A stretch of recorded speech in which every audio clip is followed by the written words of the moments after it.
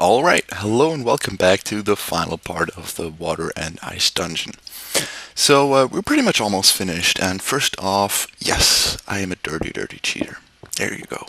I just didn't want to try and jump. I didn't even want to try. I don't want to fall down again, for the love of God. I just had enough. Um, so yeah, um, pretty much the last big thing I want to mention is the final room. The final room is called the Broken Temple. And simply put, there's going to be no walkthrough for that room. Not at all. Um, what I am going to do is sort of a cheater's way in guide of how to get there without really having to play the whole dungeon. Since I do understand that people don't have enough time. I mean, the whole play time was stated as being about 6 hours, which is just an insane amount of time to spend. So I can completely understand if you don't want to play the whole thing. But if you've been watching this video and thought to yourself at some point, like, I would like to try this, but I don't have enough time, or already saw the whole thing, I don't want to see it again, play the final room. It's amazing in my opinion. It's a perfect mix of puzzles and jumping.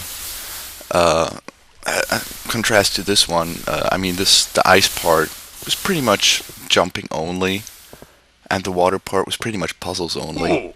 So it's kind of a fusion between those two, and in my opinion, like, simply the best room.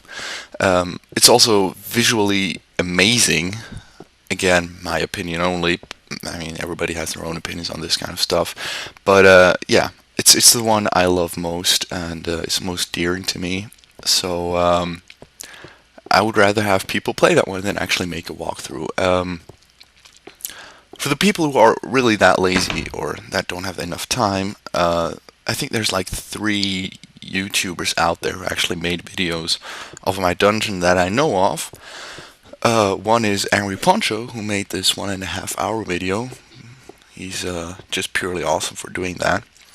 And there's this other guy, something with EX Shaman. I'm sorry, dude, if I don't remember your name. I comment on a lot of his videos actually, which is really fun watching these videos or playthroughs, since I kind of get this like shouting at the screen reflex of no, no, no, not that way, don't, no, pick up the, oh, no, how, like you watch somebody else playing, like, I guess we all had that, watching a friend play something, and you're like, no, just don't do it, no, oh, come on, no, why don't, pretty much that, and it's hilarious to me. Also, it's good for my ego. I admit that. I'm quite happy that people actually like the dungeon this much.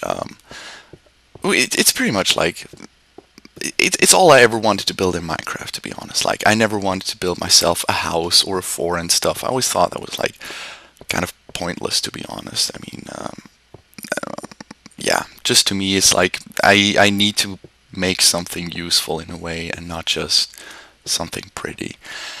So that's how this dungeon actually came around in the first place. It's pretty much actually like you can go out and look at the rest of the world.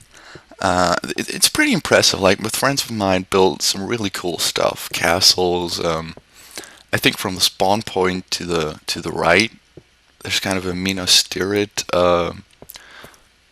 thing, like, that a friend of mine built all by his own, which is just madness. I mean, it's really, really impressive, and it looks unbelievably cool. It wasn't really finished by the time I copied the world or our server, but yeah, I mean, you can have a look around. There's kind of other cool stuff around. Oh yeah, and the last YouTuber that made something, that made a walkthrough of sorts, is actually a little kid, and the video is pretty awful, to be honest. So yeah, don't try to find that. Yeah, so we're almost done here, and it's pretty much just a wrap up of placing these 3 torches, so the last door opens. And then we can proceed to actually finish this part. One last mention on the of version 2 that I want to make is I've actually added sort of a shop system of sorts to newer version, and I will be making the pre-release, like I said, which is pretty much just to kind of showcase the new thing.